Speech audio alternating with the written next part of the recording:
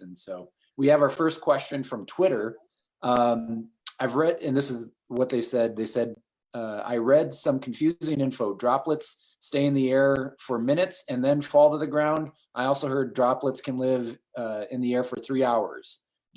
Is there any info? So what we know about this, what we know about viruses or viruses like this one in general, is that they are transmitted through droplets, and droplets are relatively large particles, so that they do not, hang around in the air for too long. They drop to the floor. Importantly, they drop into surfaces. That's why we tell people to wash their hands and clean their.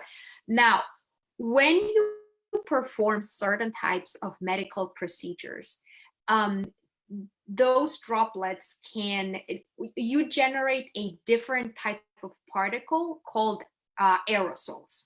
So aerosols are even smaller particles that can actually, really can just hang around in the air and float for a little bit longer.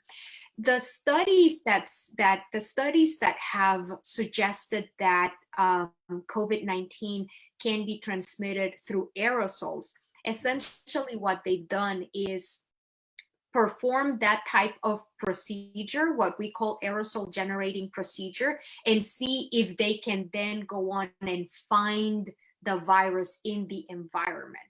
So in the regular human everyday interactions that we have, talking, or if you're close to someone and they're coughing, that's essentially how the virus, that's the main form through which the virus will transmit.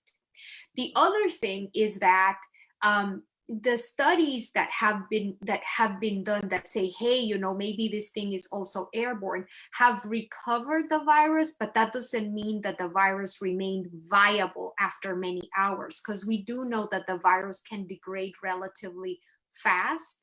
And so you may be able to recover, but what does that even mean? Can it truly be transmitted? Yeah. I will go on to say, though, that we all in the scientific community have to be humble and realize that we are still learning a lot about this virus. Yeah. We have